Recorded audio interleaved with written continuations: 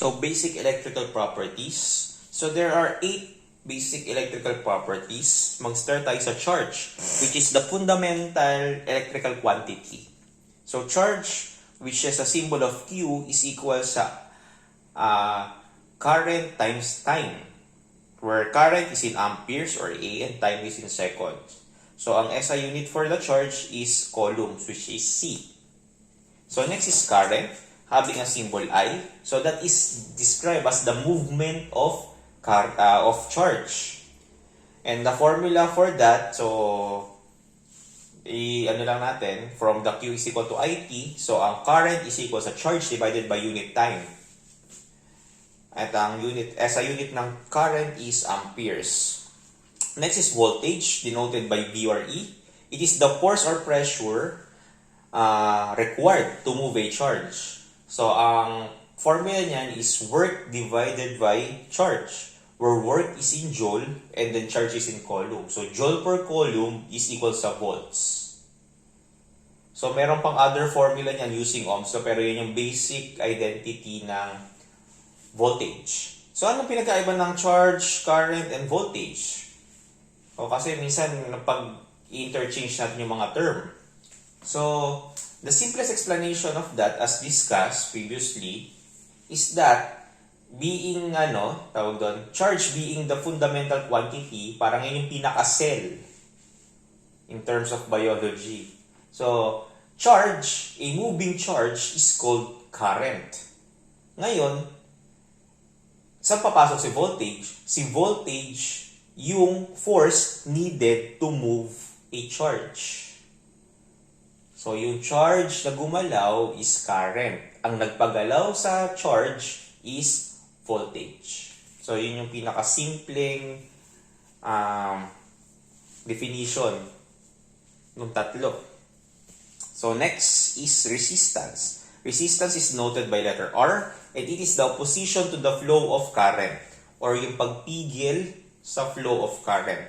So, ang formula niyan is R is equal resistivity times length over cross-sectional area. So, ang length is in meter, ang area is in square meter. And then, resistivity is in ohm per meter. So, ohm per meter or ohm meter, hindi siya ohm per meter, ohm meter times meter, so magiging ohm meter square divided by square meter kasi area. So, maiiwan na lang is ohms.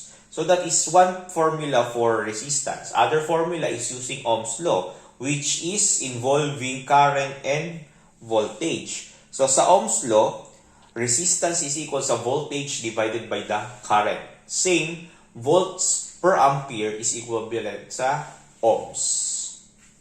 So, if merong opposition to the flow of current, meron namang nagsusupport sa flow of current, which is the fifth property, conductance, denoted by letter G.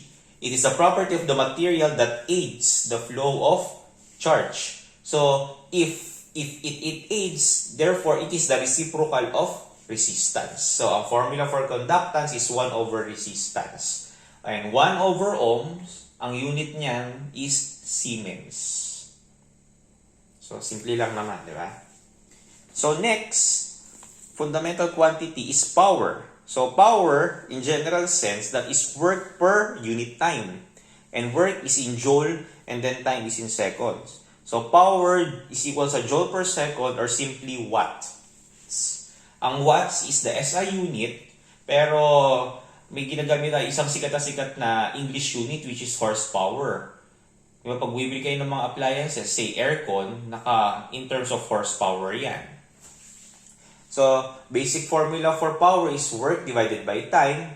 Pero if there is an involved voltage, current, or resistance, may iba na yan. So, merong 3 formula. If the given is that voltage and current, so simply multiply V tsaka I. If current and resistance, that is I square R. If voltage at resistance naman ang given, that is V square over R. So, there are 3 methods in solving the power if ang given is voltage, current, and resistance. Ngayon, if wala sa tatlong yun yung given at ang given is work tsaka time, so work per unit time ang definition natin ng power. And then 1 horsepower is equal to 746 watts. So next property is capacitance or letter C. Diba ang current letter I? Capacitance yung C. So yung kumuha sa spot na yon. So that is the capacity to store charge. It reacts to the change in voltage. So tandaan nyo, reacts to the change in voltage. So anong sabihin nun?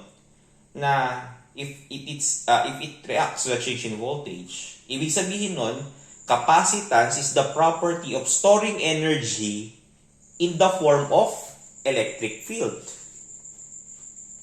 So, storage or storing energy in the form of electric field. So, ang formula ng capacitance is charge per unit voltage. So, C over V, coulomb per voltage, is equal sa farads. Ang SI unit ng capacitance is farads, which is equivalent sa coulomb per volts. So, next and the last is the inductance, denoted by letter L. Sabi dyan, if inductance reacts to the change in current. So, kung si conductance change in voltage, ito naman change in current. So, alam natin na ang current produces magnetic field. So, ito na yung clue sa definition ng inductance. Usually kasi ang inductance, yan yung mga coil of wire, yung paikot-ikot na mga wires sa mga motor, nagpo-produce ng inductance. So, kung nagpo-produce ng inductance, ibig sabihin, ang inductance pala is storing energy in the form of magnetic field. So, again, capacitance, it stores energy in the form of electric field.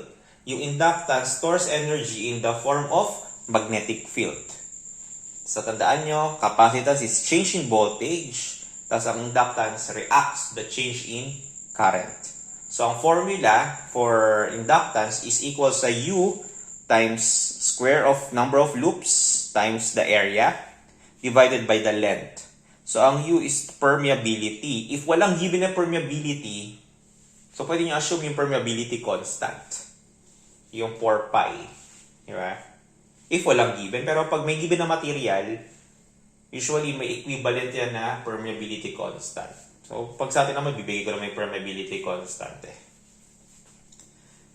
So, ang unit ng inductance is in Henry. Again yung capacitance is in farads. So, example, sabi dyan, a wire with resistivity of 100 ohm meter, so resistivity, has a length of 10 meters and cross-sectional area of 0.5 square meter. What was applied with 5 coulombs per 2 seconds. So, determine A, resistance, voltage, work, power, and conductance. So, ang daming given, marami rin hinahanap. So, solution muna natin is to identify, syempre, the given. So, ang mga given is resistivity, which is 100 ohm per meter. 100 ohm meter. And then, the length is 10 meter. Time is in 2 seconds.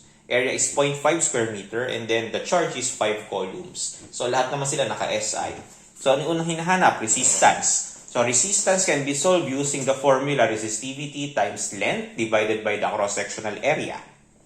So, direct substitution. So, ang makukuha nating resistance is 2,000 ohms. Then, hinahanap next is voltage. So, may given ka na current. So, using Ohm's law, wala ka pa ang given na current, pero makukuha mo yung current using the formula charge divided by time. May given ka na charge, may given ka na time. So, ang current pala is 5C, 5 coulombs divided by 2 seconds, which is 2.5 amperes. Meron ka ng given na resistance, di ba? Or may nasolve ka ng resistance. So, by Ohm's law, masosolve mo yung voltage. So, voltage by Ohm's law is equal sa R times the I, or resistance times current, which is 2,000 ohms times 2.5 amperes. So, ang sagot is 5,000 volts. So, for letter C, work ang hinahanap. So, work is equal sa voltage times the charge.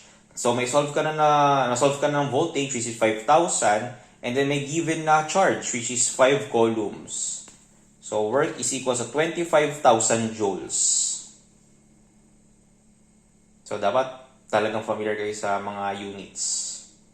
Next, hinahanap is power. So, pwede mong kunin yan. Meron ka ng current, meron kang voltage, meron kang resistance. So, kahit anong gamitin mong formula doon sa tatlo.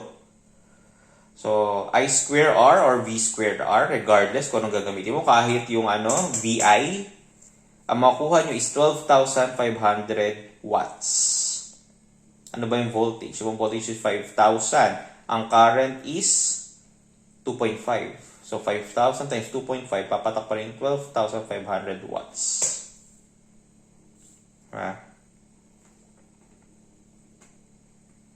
So, last, hinahanap is conductance. So, conductance is the reciprocal of resistance. And nasolve mo yung resistance from letter A, which is 2,000 ohms. So, 1 divided by 2,000 ohms is equal to 5 times 10 raised to negative 4 Siemens. So, that is the conductance. And that is the example for basic electrical quantities or properties.